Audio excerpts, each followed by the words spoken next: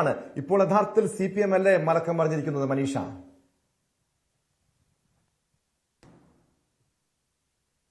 എന്ത് ചോദ്യമാണ് ചോദിക്കുന്നത്? BJP പ്രതിനിധിയുടെ പറയാണ് PM ശ്രീ പദ്ധതിയുടെ ഭാഗമായി ഇടതുപക്ഷ സർക്കാർ 96 കോടി രൂപ കൈപ്പറ്റിയിട്ടുണ്ട്. അദ്ദേഹം പറയാണ്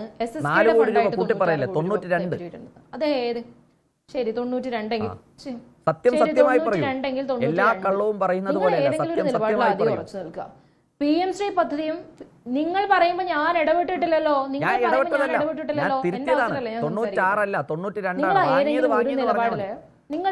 നിങ്ങൾ പറഞ്ഞോളൂ, നിങ്ങൾക്ക് ഇനി അവസരം ലഭിക്കുമല്ലോ, നിങ്ങൾക്ക് അവസരം കിട്ടുമ്പോൾ നിങ്ങൾ പറഞ്ഞോളൂ. നിങ്ങൾ പറയുമ്പോ ഞാൻ മിണ്ടാതിരുന്നത് എനിക്ക് പറയാൻ കാര്യങ്ങൾ ഇല്ലാഞ്ഞിട്ടല്ല, ഞാൻ എന്റെ മര്യാദ പൂർവ്വമാണ് പെരുമാറുന്നത്. അതെ, അപ്പോ ഇവിടെ BJP പ്രതിനിധി പറയണ്ടായി 96 കോടി രൂപ, 92 അല്ല 96 എന്ന് അദ്ദേഹം പറയുന്നു, 96 കോടി രൂപ സർക്കാർ PM ശ്രീയുടെ ഭാഗമായി ഇടതുപക്ഷ സർക്കാർ കൈപ്പറ്റി എന്നാണ് പറയുന്നത്.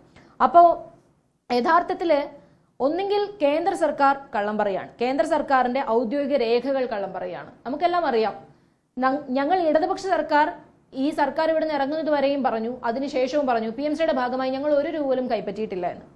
വിശ്വാസം വരാതെ കോൺഗ്രസിന്റെ പ്രതിനിധികൾ തന്നെ നേരിട്ട് രാജ്യസഭയിൽ ചോദ്യം ചോദിച്ചു.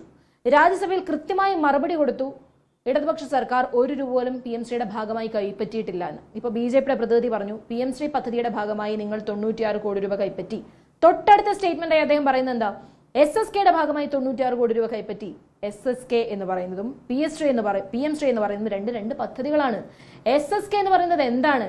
കേരളത്തിലെ ഇന്ത്യയിലെ മുഴുവൻ സംസ്ഥാനങ്ങൾക്കും വിദ്യാഭ്യാസ നിയമപ്രകാരം അവർക്ക് ലഭിക്കാൻ അർഹതപ്പെട്ട പണമാണ്. ഇതാണ് ഈ BJP പ്രതിനിധികളുടെ ഒരു പ്രശ്നം.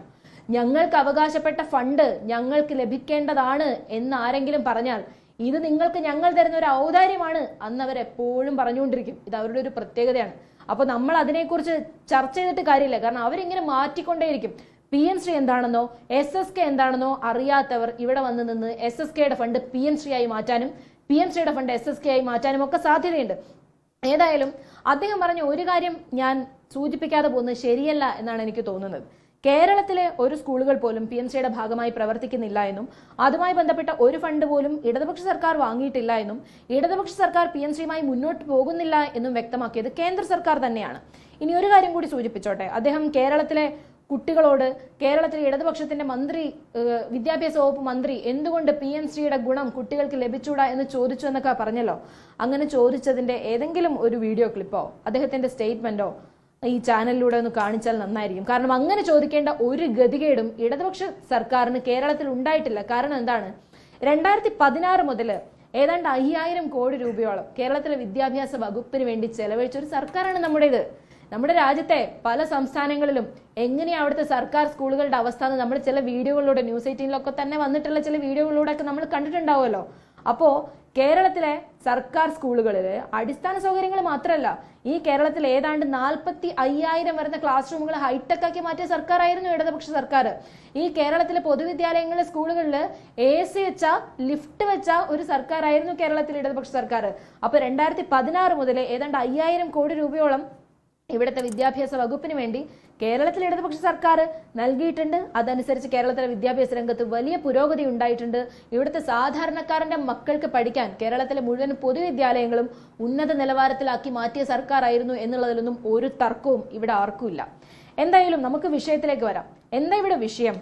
ഇവിടെ PM ശ്രീ പദ്ധതിയിൽ ഇടതുപക്ഷ സർക്കാർ ഒരു MOUയിൽ ഒപ്പുവെച്ചപ്പോൾ തന്നെ കേരളത്തിലെ അന്നത്തെ പ്രതിപക്ഷമായിരുന്ന ആളുകൾ, അന്നത്തെ പ്രതിപക്ഷ നേതാവ് VD സതീശൻ എന്താ പറഞ്ഞത്? കേരളത്തിലെ മുഖ്യമന്ത്രി പിണറായി വിജയൻ പ്രധാനമന്ത്രിയെ നേരിട്ട് കണ്ട് ഡീൽ ഉണ്ടാക്കിയതിന്റെ ഭാഗമായിട്ടാണ് ഇത് ഒപ്പുവെച്ചത്. എന്താ KC വേണുഗോപാൽ പറഞ്ഞേ? RSSന്റെ നയം ഇവിടെ നടപ്പാക്കാൻ ഞങ്ങൾ അനുവദിക്കില്ല. ഇനി ഇന്ത്യൻ യൂണിയൻ മുസ്ലിം ലീഗിന്റെ നേതാവായിട്ടുള്ള KM ഷാജി എന്താ പറഞ്ഞത്? ഞങ്ങൾ അധികാരത്തിൽ വന്നാൽ PM ശ്രീ പദ്ധതി അറബിക്കടലിൽ ഒഴുക്കിവിടും എന്നാണ് പറഞ്ഞത്. എന്നിട്ട് ഇനി കുഞ്ഞാലിക്കുട്ടി എന്താ പറഞ്ഞത്? ഞങ്ങൾ ഇത് ചവറ്റുകൊട്ടയിൽ കളയും എന്നാണ് പറഞ്ഞത്. അപ്പൊ ചവറ്റുകൊട്ടയിൽ കളയും, അറബിക്കടലിൽ ഒഴുക്കിവിടും, RSSന്റെ നയം നടപ്പാക്കാൻ അനുവദിക്കില്ല എന്നൊക്കെ പറഞ്ഞവര് കഴിഞ്ഞ 70 ദിവസമായി കേരളത്തിൽ അധികാരത്തിൽ വന്നിട്ട് 71 ദിവസമായി. PM ശ്രീ പദ്ധതി നാഷണൽ എഡ്യൂക്കേഷൻ പോളിസി നടപ്പാക്കാൻ ശ്രമിക്കുന്നതിന്റെ ഭാഗമാണ് എന്നോ ഞങ്ങൾ PM ശ്രീ പദ്ധതിക്ക് എതിരാണ് എന്നോ കമ എന്നൊരു അക്ഷരം മിണ്ടാൻ വേണ്ടി തയ്യാറായിട്ടില്ല എന്നുള്ളതാണ് ഇവിടുത്തെ പോയിന്റ്. എങ്ങനെയാ സർക്കാരിന് അവർ പ്രതിപക്ഷത്തിരിക്കുമ്പോൾ എടുത്ത മുഴുവൻ നിലപാടുകളിലും ഒന്നുപോലും വിടാതെ എല്ലാ നിലപാടുകളിലും ഇങ്ങനെ മലക്കം മറിയാൻ കഴിയുന്നത്, ഇങ്ങനെ യൂട്ടേൺ അടിക്കാൻ കഴിയുന്നത്, ഇങ്ങനെ നിലപാടില്ലാത്തവരായി മാറാൻ കഴിയുന്നത്? 96 കോടി രൂപ SSKയുടെ ഫണ്ട് വാങ്ങിയിട്ട് ഈ 96 കോടി രൂപ എങ്ങനെയാ PMCയുടെ ഫണ്ടാണെന്ന് പച്ച കള്ളം പറയാൻ പറ്റുന്നത്? ഇത് നടപ്പാക്കിയാൽ എന്ത് രാഷ്ട്രീയ പ്രത്യാഘാതം ഉണ്ടാകുമെന്ന് സ്വാഭാവികമായും കോൺഗ്രസിന് അറിയാം, UDF അറിയാം. ആ അപകടം തിരിച്ചറിഞ്ഞതുകൊണ്ടാണ് ഇപ്പോൾ ലീഗ് ആദ്യം തന്നെ ഇപ്പോൾ എതിർപ്പ് അറിയിച്ച് രംഗത്തെത്തിയിരിക്കുന്നത്. ഈ ലീഗിന്റെ ഈ ഒരു സമ്മർദ്ദം സ്വാഭാവികമായും ഈ പദ്ധതി നടപ്പാക്കുന്നതിൽ, അത് മുന്നോട്ട് കൊണ്ടുപോകുന്നതിൽ വലിയ വെല്ലുവിളി UDF ഉണ്ടാകുമെന്ന കാര്യത്തിൽ യാതൊരു തർക്കവുമില്ല.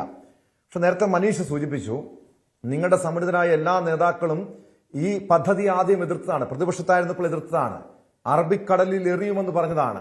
എന്നിട്ടിപ്പോൾ എന്താണ് സംഭവിച്ചിരിക്കുന്നത്?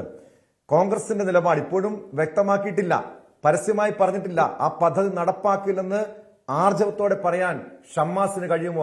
അല്ല, ഇനി സർക്കാർ ആ പദ്ധതി നടപ്പാക്കുകയാണെങ്കിൽ KSU അതിനെ ചോദ്യം ചെയ്യും, അതിനെ എതിർക്കും, അതിനെ എതിർത്ത് പരസ്യ പ്രതിഷേധവുമായി രംഗത്ത്. കൂടുതൽ വാർത്തകൾക്ക് News 18 Keralam YouTube channel subscribe ചെയ്യുക.